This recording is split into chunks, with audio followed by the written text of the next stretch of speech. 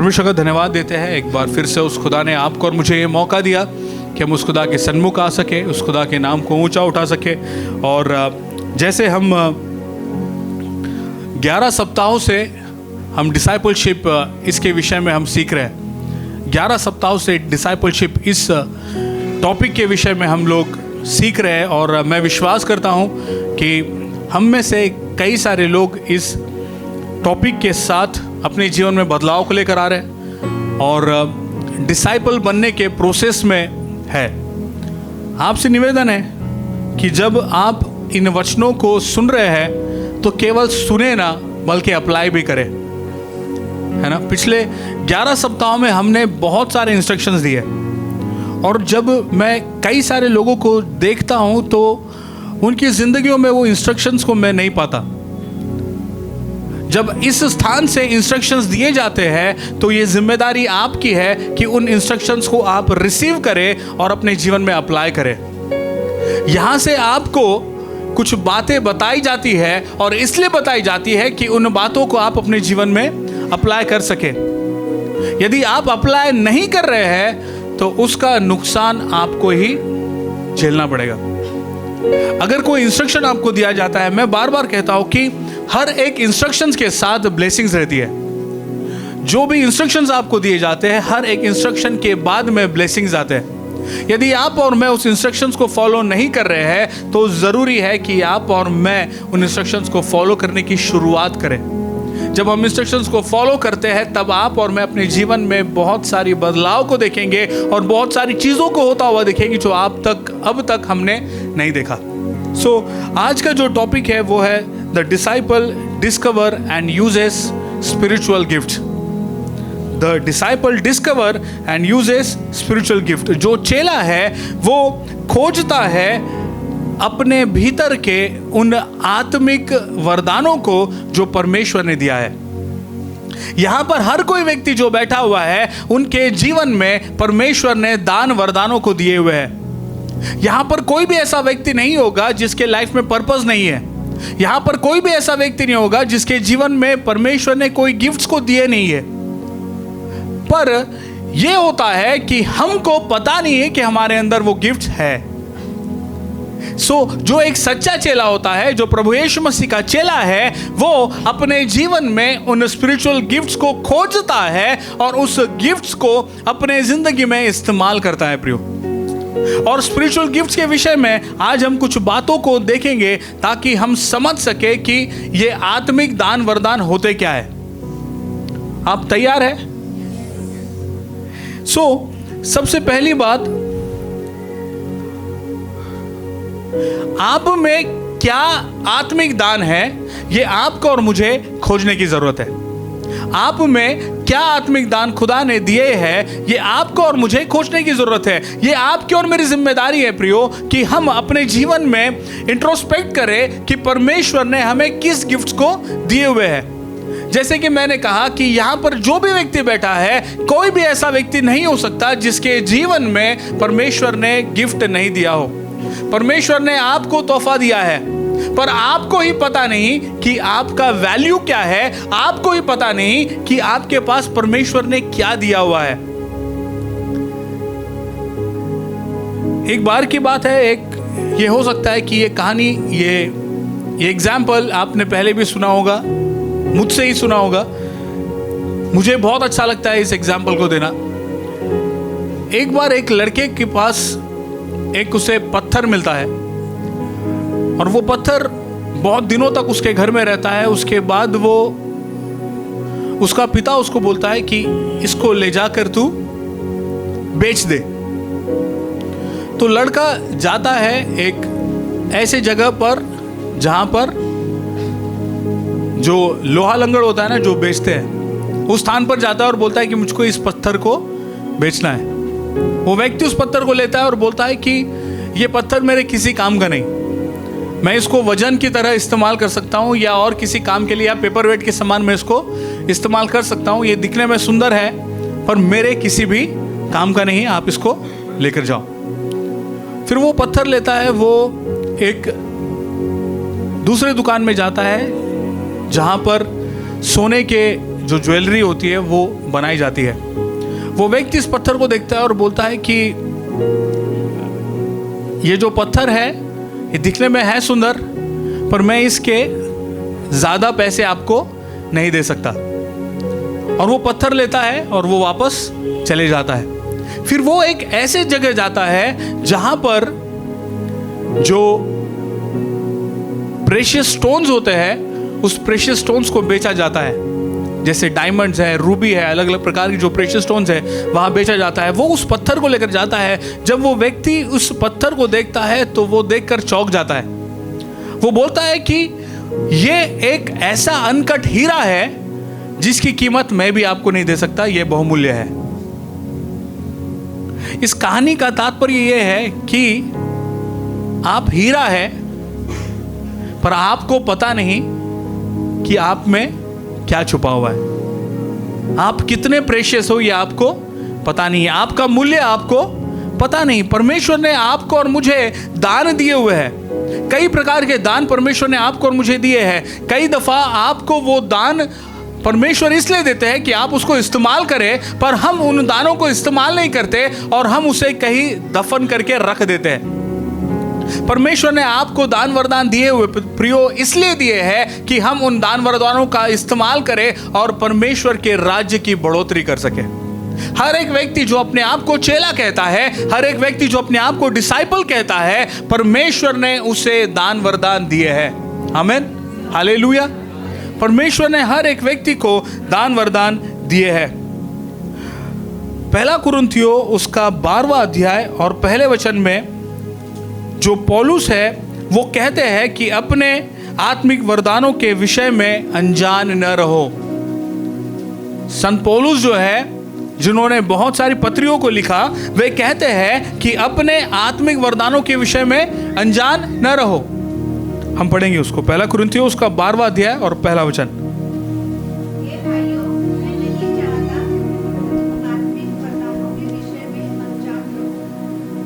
आमीन। वचन कहता है कि हे भाइयों, मैं नहीं जानता कि तुम आत्मिक वरदानों से अनजान रहो। परमेश्वर ने जब आपको आत्मिक वरदान दिए हैं तो खुदा भी ये नहीं चाहते कि आप उसे अनजान रहे। पर हम सालों साल निकल जाते हैं, हमको पता ही नहीं कि परमेश्वर ने हमें क्या गिफ्ट दिए हैं। उन गिफ्ट्स को आपको और मुझे पहचानने की जरूरत है प्रियो। जब गिफ्ट आपको दिया जाता है तो वो इसलिए दिया जाता है, सबसे पहली बात, गिफ्ट हम उसको देते हैं जिससे हम प्यार करते हैं। हम ऐसा हर किसी को गिफ्ट बांटते नहीं रहते। हम गिफ्ट उसको देते हैं जिससे हम बेहद प्यार करते हैं।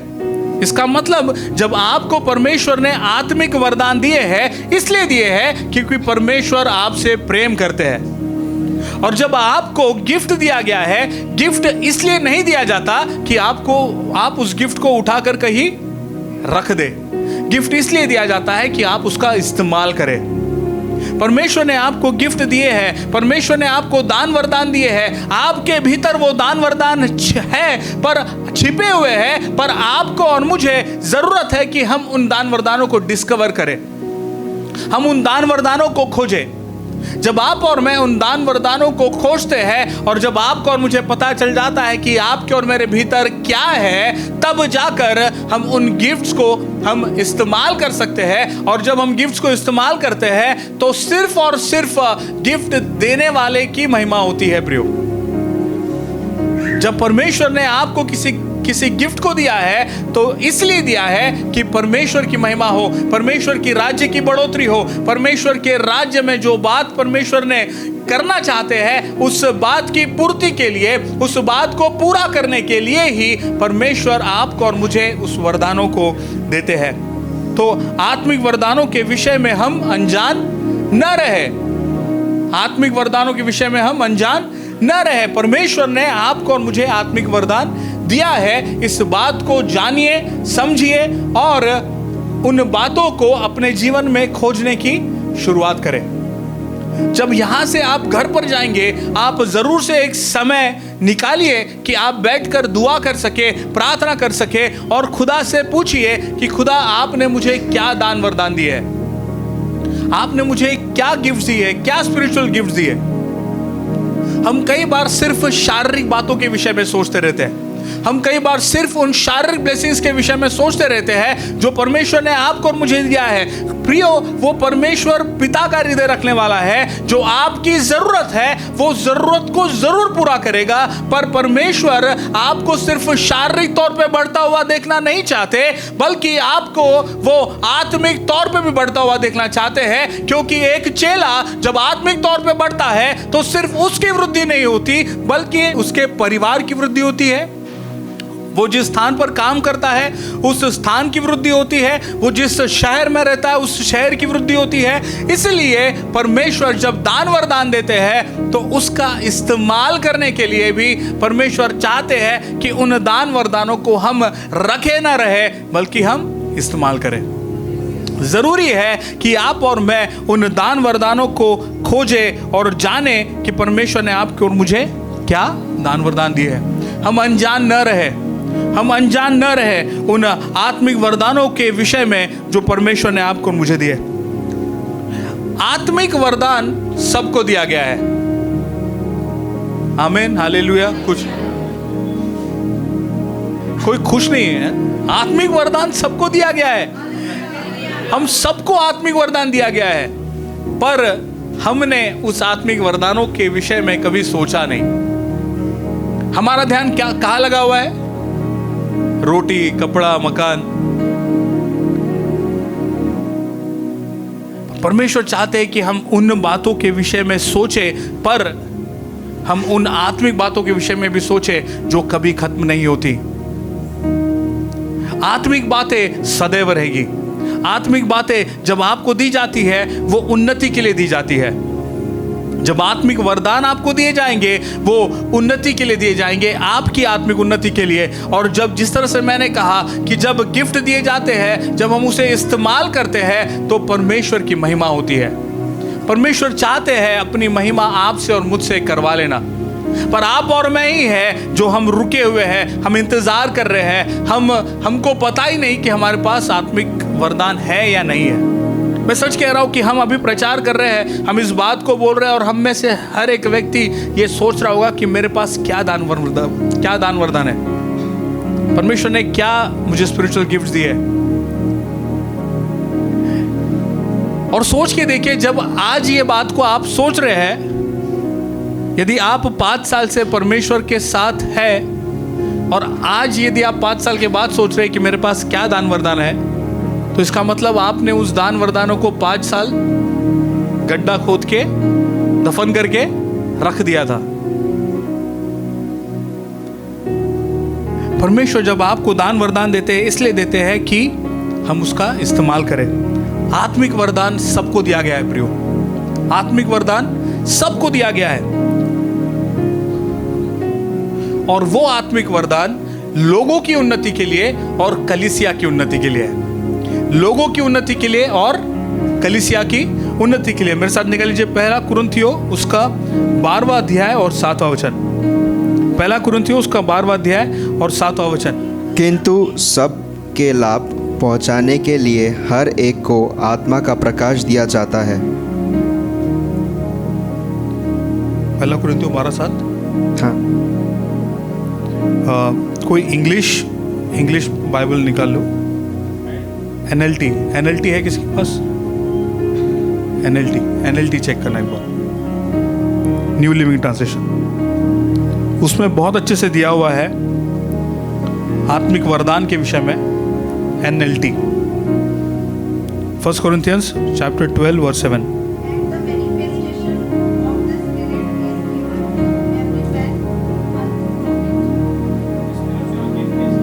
हाँ, स्पिरिचुअल गिफ्ट। ये जो NLT है, NLT में बहुत साफ तौर पे दिया गया है कि स्पिरिचुअल गिफ्ट, आत्मिक वरदान सबको दिए गए हैं, सिर्फ चुने हुए लोगों को नहीं, सब लोगों को आत्मिक वरदान दिए गए हैं। और किस लिए दिए गए हैं? लोगों की उन्नति के लिए और कलीसिया की उन्नति के लिए। जब परमेश्वर आपको एक वरदान देते हैं तो परमेश्वर पहले तो आपके जीवन को देखते हैं कि आप में उस वरदान को समाने की सामर्थ है या नहीं।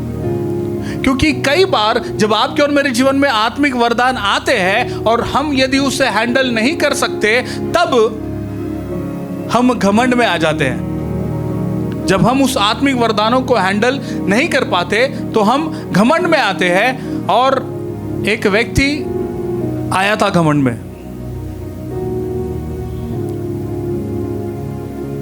उस व्यक्ति का जिक्र हर संडे हो रहा है ऐसा लग रहा है मेरे को। हम कई बार घमंड में आ जाते हैं और घमंड में आने के बाद हम उस गिफ्ट को जो परमेश्वर ने आपको और मुझे दिया है, उस गिफ्ट का हम अनादर करते हैं और हम गिर जाते हैं। बहुत सारे एरियाज में हम गिर जाते हैं। क्यों? क्योंकि हमने उस आत्मिक गिफ्ट को, उस स्पिरिचुअल गिफ्ट को जो परमेश्वर ने आपको और मुझे दिया है, हमने उसे हैंडल नहीं किया। जब आपको और मुझे दान वरदान दिए जाते हैं तो यह आपकी और मेरी जिम्मेदारी है कि हम उसे संभाल सके। आगे मैं आपको बताने वाला हूं कि क्या गिफ्ट्स है, कितने प्रकार के गिफ्ट्स है। हम कई बार आत्मिक गिफ्ट यानी स्पिरिचुअल गिफ्ट्स और आत्मिक फल, ये दोनों के विषय में कंफ्यूज रहते हैं। आत्मिक वरदान अलग है और आत्मिक फल अलग है। प्रेम, आनंद, शांति, धीरज, कृपा, भलाई, विश्वास, नम्रता, संयम, ये आत्मिक फल है। पर हम कई बार इन फलों को वरदान समझने लग जाते हैं। पर आत्मिक फल अलग है और आत्मिक वरदान अलग है। बाइबल में करीबन 16 से 17 वरदानों के विषय में, स्पिरिचुअल वरदानों के विषय में बताया है। और जब मैं कुछ वचनों को पढ़ रहा था और मैं जब लिस्ट कर रहा था तो अराउंड एक 20 उस वरदानों को मैं लिस्ट कर पाया।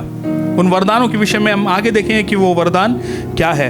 तो ये ज़रूरी है कि हम समझ लें कि आत्मिक फल क्या है और आत्मिक वरदान क्या है। ये अलग अलग चीज़ें हैं। हम इसे दोनों को मिक्स ना करें।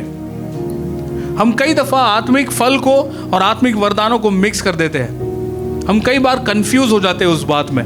प्रियो, जब परमेश्वर आपको और मुझे आत्मिक वरदान देते हैं, वो वरदान परमेश्वर की महिमा के लिए इस्तेमाल करने के लिए है।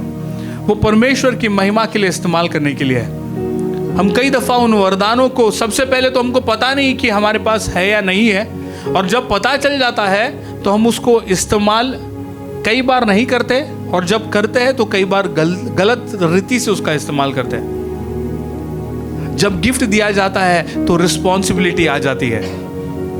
समझ पा रहे हैं आप? जब गिफ्ट दिया जाता है, जब आपको भेंट दी जाती है, तो उस भेंट के साथ एक जिम्मेदारी भी दी जाती है। परमेश्वर जब आपको दान वरदान देते हैं, परमेश्वर चाहते हैं कि उन दान वरदानों का इस्तेमाल आप परमेश्वर की महिमा के लिए करें और परमेश्वर की कलीसिया के लिए करें। जिस तरह से मैंने कहा कि आत्मिक फल और आत्मिक वरदान में अंतर है। एक और बात है जो परमेश्वर आपको और मुझे बताना चाहते हैं, और वो ये है कि आप और मैं आत्मिक वरदानों की धुन में रहे। आत्मिक वरदानों की धुन में रहे। मेरे साथ निकाल लीजिए 1 कुरिन्थियों उसका 14 अध्याय और पहला वचन। 1 कुरिन्थियों उसका 14 अध्याय और पहला वचन। प्रेम का अनुकरण करो और आत्मिक वरदानों की भी धुन में रहो, विशेष करके यह कि भविष्यवाणी करो। आत्मिक वरदान की धुन में रहो। संत पौलुस यहाँ पर कुरिन्थ की कलीसिया को कह रहे हैं कि आत्मिक वरदानों के धुन में रहो। और जब स्पेसिफिकली यहाँ पर लिखा गया है कि हमें आत्मिक वरदानों के धुन में रहना है, हमने बहुत सारा समय बर्बाद कर दिया।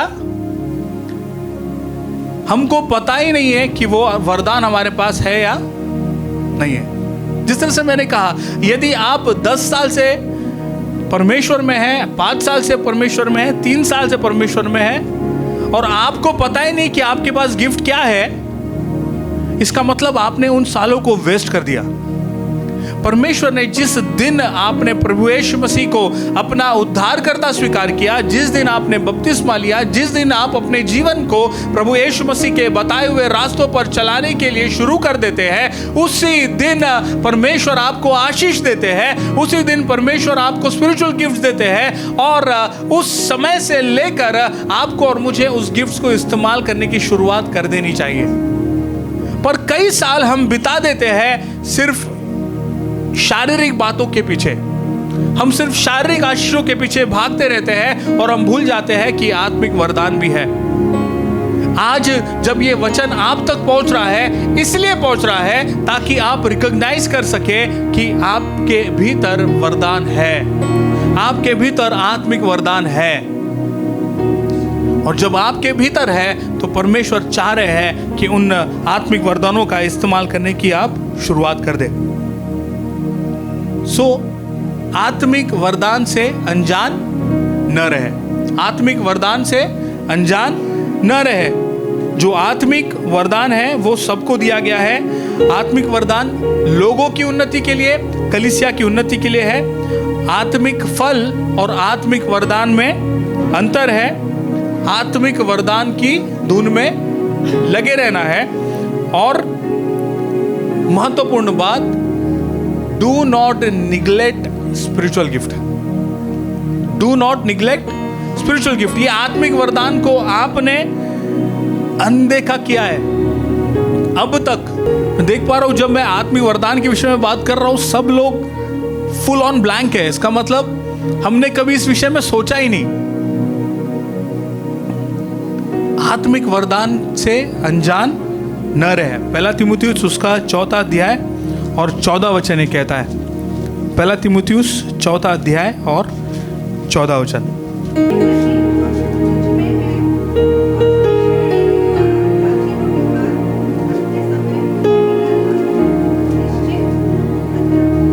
निश्चिंत न रह। इंग्लिश में लिखा है डू नॉट निग्लेक्ट। जो वरदान आपको दिया गया है, कई बार परमेश्वर के दासों ने आपके ऊपर हाथ रखा, कई बार परमेश्वर के दासों ने आपके लिए प्रार्थना किया और कई बार इम्पार्ट हुआ, कई बार वचनों के द्वारा परमेश्वर ने आपको इम्पार्टेशन दिया उन गिफ्ट्स के बारे में, उन दान वरदानों के विषय में। और उसके बाद भी, सारी चीजें होने के बाद भी हम निश्चिंत हैं, निश्चिंत है। इसका मतलब हम निग्लेक्ट कर रहे हैं उन दान वरदानों के विषय में जो परमेश्वर ने आपको और मुझे दिए हैं। हम अनजान न रहे। जो दान वरदान आपको और मुझे दिए गए हैं, उन दान वरदानों के विषय में हम बिल्कुल भी अनजान न रहे। जिस दिन आपको और मुझे पता चल जाएगा कि आपके और मेरी सामर्थ्य क्या है, आपके और मेरे भीतर वो वरदान क्या है, वो वरदान बहुतायत से डेवलप होंगे और बहुतायत से आपके उन्नति के लिए और आपके इर्द गिर्द जो लोग हैं उनकी उन्नति के लिए और कलीसिया की उन्नति के लिए ये वरदान इस्तेमाल होंगे प्रियो। आत्मिक वरदानों से आप निग्लेक्ट न रहे, निश्चिंत न रहे। जब मैं कुछ बातों, कुछ वचनों को पढ़ रहा था तो उन वचनों में से मैंने एक लिस्ट को बनाया कि आत्मिक वरदान कौन कौन से है। ये आत्मिक वरदानों का लिस्ट सिर्फ आज मैं पढ़ रहा हूं। आने वाले सप्ताह में हम कुछ वरदान, जो महत्वपूर्ण वरदान है, जो अभी कार्य कर रहे हैं, उन वरदानों के विषय में हम डिटेल में अगले सप्ताह हम देखेंगे। तो आज मैं सिर्फ आपको लिस्ट दे रहा हूं। अगर आप नोट कर रहे तो आप नोट कर लीजिए, या फिर जो YouTube पे वीडियो अपलोड किया जाएगा उस वीडियो में हम सारे इन नामों को हम लिख देंगे। मैं कुछ वचनों को, कुछ अध्यायों को पढ़ रहा था, कुछ वचनों को पढ़कर मैंने इस लिस्ट को बनाया। तो मैं सिर्फ रेफरेंसेस दे रहा हूँ, उन रेफरेंसेस को आप लिख लीजिए। अभी हम पढ़ेंगे नहीं क्योंकि टाइम नहीं है, हम उन वचनों को घर जाकर पढ़ेंगे, है ना। पहला कुरिन्थियों उसका 12 अध्याय वचन 8 से 11 तक और 28 से 30 तक। पहला कुरिन्थियों 12वां अध्याय वचन 8 से लेकर 11 तक, देन 28 से लेकर 30 तक। देन रोमियो उसका 12वां अध्याय वचन 4 से लेकर 8 तक। रोमियो उसका 12वां अध्याय वचन 4 से लेकर 8 तक। देन इफिसियो उसका 4 अध्याय वचन 7 से लेकर 12 तक। इफिसियों उसका 4 अध्याय वचन 7 से लेकर 12 तक। जितने भी दान वरदानों के विषय में मैं अभी आपको बता रहा हूँ, जो लिस्ट आपको बता रहा हूँ, वो लिस्ट इन वचनों में से निकाली गई है। मैं रेफरेंसेस इसलिए दे रहा हूँ ताकि आपको ये ना लगे कि मैंने कहीं और से लिखा है, कहीं और से देखा है। मैंने इन वचनों में से ही इस लिस्ट को प्रिपेयर किया है। सो मैं ये 20 दान वरदानों के विषय में कह रहा हूँ, हो सकता है उससे ज़्यादा भी हो। यदि परमेश्वर आपको उन दान वरदानों के विषय में बताते तो आप ज़रूर से हमसे बांटें, ताकि हम उस लिस्ट को और अपडेट करें, उस लिस्ट को हम और बड़ा कर सके। पर मैंने जो स्टडी किया, उस स्टडी से जब मेरे को ये 20 वरदान के विषय में पता चला है, वो वरदान मैं आपसे बांट रहा हूँ। सबसे पहला वरदान जो है वो है अपोजल, वो है प्रेरित। परमेश्वर ने अपोजल और प्रेरित ठहराए हुए हैं। देन जो दूसरा वरदान है वो है भविष्यवक्ता, भविष्यवाणी का वरदान। जो तीसरा गिफ्ट है वो है टीचर, शिक्षक का। जो चौथा गिफ्ट है वो है सामर्थ के काम, मिराकल्स। जो 5वां गिफ्ट है वो है चंगा करने का वरदान, हीलिंग। जो 6वां गिफ्ट है वो है उपकार करने वाले या हेल्प सर्विस करने वाले। ये लिस्ट मैं इसलिए दे रहा हूं कि जब आप इन नामों को सुन रहे हैं, आप अपने जीवन में इंट्रोस्पेक्ट करें कि इसमें से कौन सा गिफ्ट मेरा है ना। और जब मैं गिफ्ट्स कह रहा हूं, सो मैं एक तोहफे से ज़्यादा तोहफे के विषय में कह रहा हूं, दान वरदानों के विषय में कह रहा हूं, है ना। परमेश्वर कई बार आपको एक वरदान देंगे और हो सकता है कई बार एक वरदान से ज़्यादा भी वरदान आपके पास में हो। सो यदि आप भविष्यवाणी कर रहे हैं और यदि आप शिक्षक भी हैं, तो अपने आप को जज ना करें। परमेश्वर ने आपको गिफ्ट दिया है, आप इस्तेमाल करें उसे। जैसा परमेश्वर चाहते हैं वैसे उसको इस्तेमाल करें। सो 6वां जो गिफ्ट है वो है हेल्प सर्विस, उपकार करने वाले। 7वां है प्रबंध करने वाले, एडमिनिस्ट्रेशन। ये भी एक स्पिरिचुअल गिफ्ट है। एडमिनिस्ट्रेट जो करते हैं, जो चीज़ों को प्रबंध करते हैं, कलीसिया के चीज़ों का प्रबंध करते हैं, वो भी एक स्पिरिचुअल गिफ्ट है। देन उसके बाद बुद्धि की बातें, वर्ड ऑफ विजडम। उसके बाद है ज्ञान की बातें, वर्ड ऑफ नॉलेज। ये कैसे अप्लाई होता है, ये क्या है, ये हम आने वाले समय में डिटेल में देखेंगे।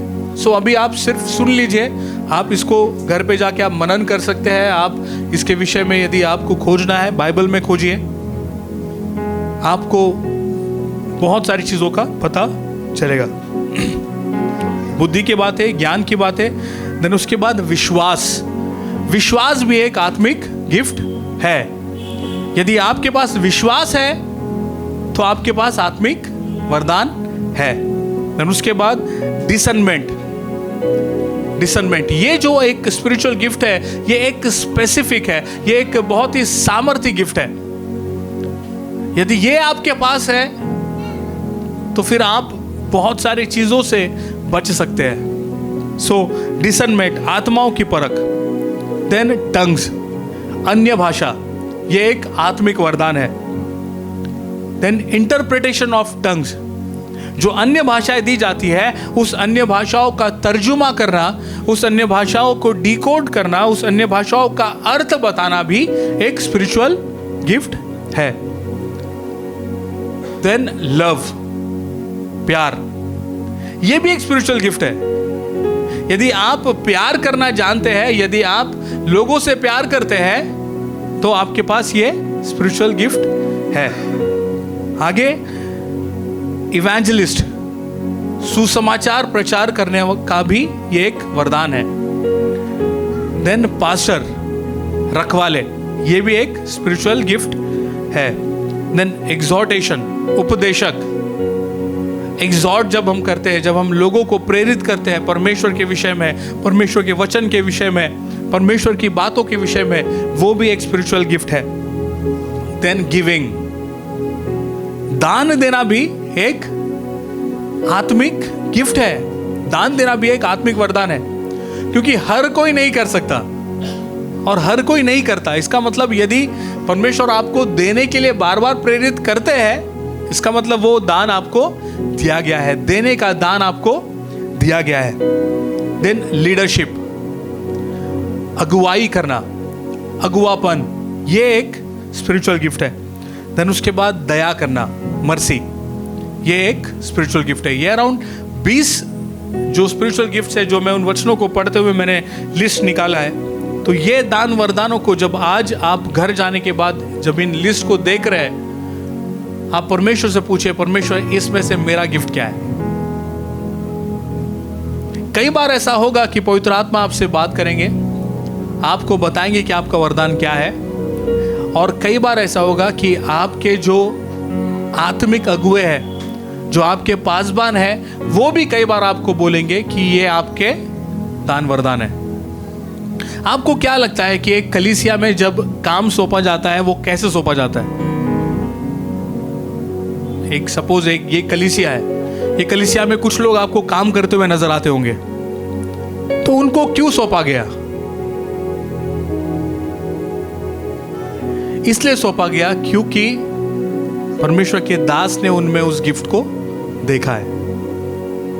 और जब हम उस गिफ्ट को देखते हैं तब जाकर हम उन कामों को करने के लिए अनुमति देते हैं। हर कोई काम नहीं कर सकता है ना। आज जतीन और प्रतीक सुबह 7:15 बजे आके इन्होंने पूरे चीज को सेट किया।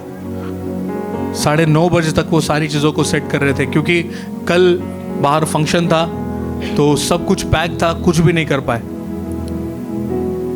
सो ये भी एक गिफ्ट है कि कलीसिया के लिए काम करना, सेवकाई करना। और आपको क्या लगता है, इसका जो भी हम स्पिरिचुअल गिफ्ट्स इस्तेमाल करते हैं उसका प्रतिफल कहां से मिलता होगा? कोई मनुष्य देता होगा? नहीं। जब आप और मैं उन गिफ्ट्स का, जो आत्मिक दान वरदान जो आपको दिए गए हैं, जब उसका इस्तेमाल आप करते हैं तो परमेश्वर ही स्वर्ग से आपको आशीष देते हैं। सो यदि आप कलीसिया में कुछ भी कर रहे हैं, यदि आप परमेश्वर के लोगों के लिए कुछ भी कर रहे हैं, तो ये कभी भी सोच कर ना करें कि आप मनुष्य के लिए कर रहे हैं या कलीसिया के लिए कर रहे हैं।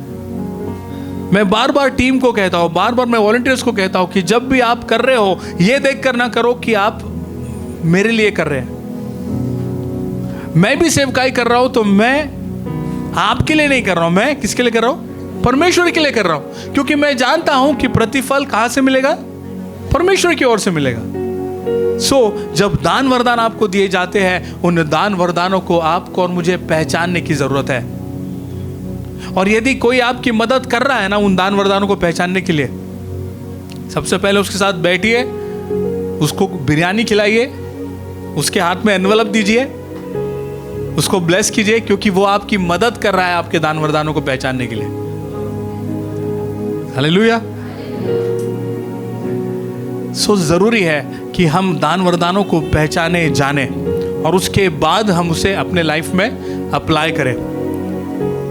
सो एक चेला आत्मिक दान वरदानों को इस्तेमाल करता है अपने जीवन में। एक चेला दान वरदानों को अपने जीवन में इस्तेमाल करता है। तो आज जो आउटलाइन मैंने आपको दिया है, इस आउटलाइन को आप ले जाइए, घर पे जाइए और उसके विषय में आप मनन कीजिए, प्रार्थना करें। और मैं जानता हूं कि परमेश्वर आपसे ज़रूर बात करेंगे, पवित्र आत्मा ज़रूर आपसे बात करेंगे और आपकी मदद करेंगे उन दान वरदानों को पहचानने के लिए जो आपके भीतर छुपा हुआ है, जो आपके भीतर छुपा हुआ है। आइए हम प्रार्थना करें। परमेश्वर को धन्यवाद दें आज के वचन के लिए। खुदावंद, हम आपका धन्यवाद देते हैं आज के इन वचनों के लिए प्रभु जी।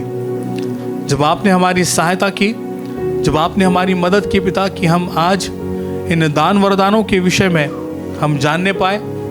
खुदावंद, हम जानते पिता, ये वचन आपने इसलिए आज अपने लोगों को दिया है कि हम अपने दान वरदानों से वंचित ना रहे, हम उसे निग्लेक्ट ना करें पिता। आज जितने लोग यहाँ बैठे हैं पिता, वे सब अपने दान वरदानों को समझने पाए, उन गिफ्ट्स को जानने पाए जो आपने उन्हें दिया है पिता, और उन वरदानों को जानकर अपने जीवन में अप्लाई कर सके प्रभु। हम ये आपसे निवेदन करते हैं। हम धन्यवाद देते हैं पिता, क्योंकि आपने आज का दिन हमें दिया है कि हम आपकी महिमा कर सके, आपकी बड़ाई कर सके और आपके नाम को ऊंचा कर सके। डैडी, आपकी उपस्थिति के लिए हम धन्यवाद देते हैं पिता। आज जो आपने अपनी उपस्थिति हमें दी है पिता, उस उपस्थिति से हमें आप वंचित ना कीजिएगा प्रभु, हमसे दूर ना जाइएगा प्रभु, उस उपस्थिति को हमारे साथ बनाए रखिएगा प्रभु जी।